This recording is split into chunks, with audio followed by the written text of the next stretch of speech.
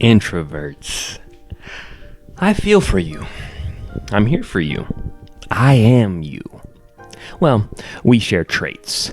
I consider myself an ambivert. I adapt pretty well to any social situation.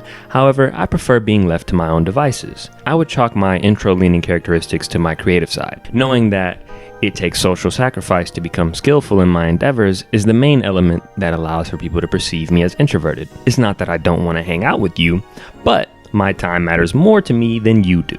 Sorry, not sorry. I get equal or more joy through introversion because not only am I having fun, I'm usually developing a skill. Generally, the more time I spend on a skill, the more fun I have with it. And going out cuts not only into my time, but my wallet. I lose more value than I gain by associating myself with the likes of you extroverts. Derogatory. I bring this up as a means of transportation. I was asked recently, how do you talk to quiet people? I believe there was a great emphasis on the you, meaning me specifically. And as I explained more and more to this person my thoughts on the matter, it got me thinking. This would make for a great video. Hello team, I hope this video finds you well.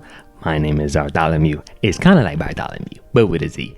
Today, I would like to push an agenda, like every other day. I seek to provide a bit of insight as to my ability to talk to or befriend just about anyone. Contrary to popular belief, it's not because I'm extroverted, nor is it because I've read books on how to game the social system. There's a simple answer to the question how to talk to quiet people. Don't. There happens to be a great load of variance from person to person, and every person that I've ever met, even the ones most similar to me, are uniquely themselves. I believe the question is best answered by focusing on its core. Instead of asking, how do I talk to quiet people, you'd be better off asking yourself, how do I talk to people? The way that I see it is that some will unnecessarily overcomplicate the idea by attaching modifiers in hopes of pinpointing a specific trait that makes the question unique. By doing so, they are inherently increasing the difficulty of the obstacle they are trying to overcome, thereby extending the question beyond its roots. How to talk to people is already hard enough to answer as it is, and you want to make it a FromSoft New Game Plus question. Sure, I may be a bit more talkative, loud, or quicker to respond than the other person.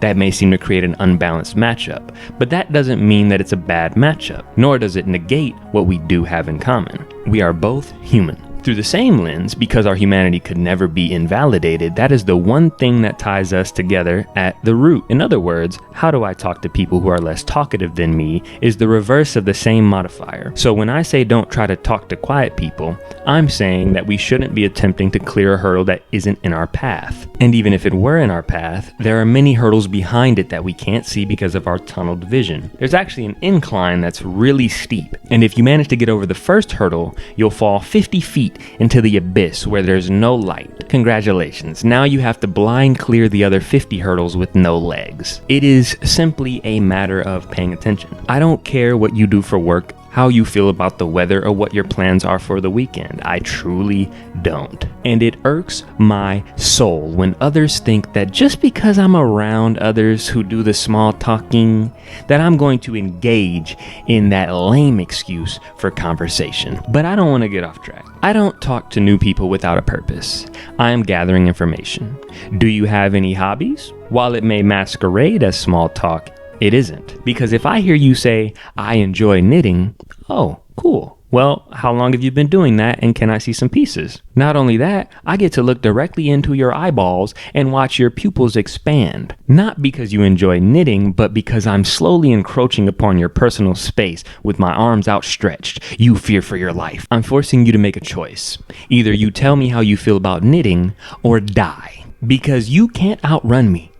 I have a longer heel bone. I will catch you. What I described about the knitting scenario is more of an ideal way to get to know someone. It doesn't answer the question entirely, but that's only if you look at it on a surface level.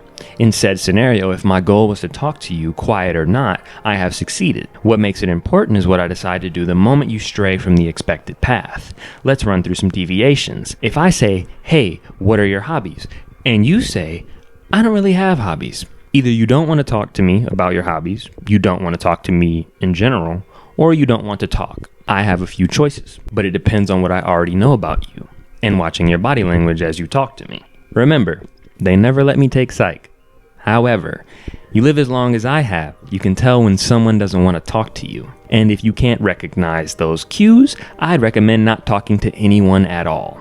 You f***ing freak. I joke, I jest. Watch a video on it, study humans. Observation can be very informative and riveting. Anyway, I observe people a little too much, so to avoid outing myself as a sociopath, I won't go too deep into the subtleties and how to interpret micro movements and posture and how I miss the way her head would tilt when she would smile at me. If you are able to discern that this person is quiet, then you have sufficient ability to notice verbal and nonverbal social cues. Good job. Stay with me now. How the phrase, "I don't really have hobbies," is delivered, tone, expression, and physical movement play a part. I don't really have hobbies. As they are turning away to get to safety, and I'm hawking them down on all fours, howling, ooh, with my tongue out. That tells me that they don't want to be there. It is far from, you know what, man? Now that I think about it, I don't really have hobbies outside of maybe like gaming or something. Major contrast between the two, no? My goal in any conversation with anyone new is to see if you'll engage.